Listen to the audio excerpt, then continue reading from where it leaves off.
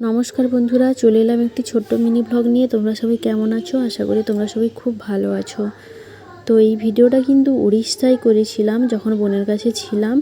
তো আমার বরমশাই যখন আমাকে আনতে গেছিলো ওই দিনেরই ভিডিও। তো যাই হোক, আজকে তোমাদের সঙ্গে ভিডিওটা শেয়ার করলেই তোমরা বুঝতে পেরে যাবে সারাদিনের কর্মকাণ্ড। তো ওইগুলো দেখতে দেখতে তোমাদের সঙ্গে একটা কথা শেয়ার করি যে বনে বনে সাক্ষাৎ বিয়ের পরে হয় না বললেই চলে।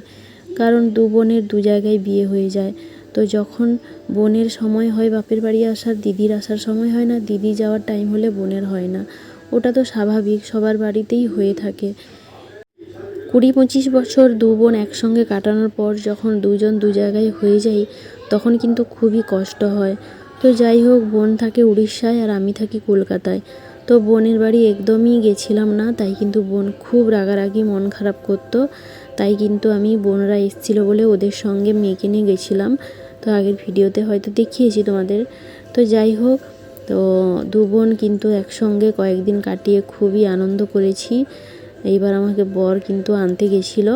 এই দেখো, তার শালির জন্য মিষ্টি নিয়ে গেছে। আর আমার সোনা মেয়ে তো ওখানে গিয়ে দেখো ওর একজন বন্ধুও পেয়ে গেছে, ওর সঙ্গে সারাদিন খেলেই কাটাতো। তারপরে ওই ওদের ছাদে গিয়ে আমরা কিন্তু বসতাম, গল্প করতাম। আর পাশের বাড়িতে দেখো এই কুকুরটা মেয়ে দেখার জন্য বলছিল, তাই ওকে দেখিয়ে নিয়ে এসেছিলাম।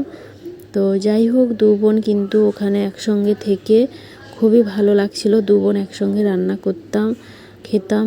তো তারপরে কিভাবে যে দিনগুলো কেটে গেল বুঝতেই পারলাম না। সত্যি কথা বলতে আনন্দের সময়গুলো যেন কেমন তাড়াতাড়ি কেটে যায়, তাই না বলো বন্ধুরা? তো এই দেখো, বোনের বর অফিস থেকে চলে এসছে। আমরা কিন্তু রাতের খাবার খেতে বসে গেছিলাম। তো এই ভিডিওটা কিন্তু এইটুকুই করেছিলাম, তোমাদের সঙ্গে আজকে শেয়ার করলাম। ভিডিওটি ভালো লাগলে লাইক, কমেন্ট, শেয়ার করে পাশে থেকো।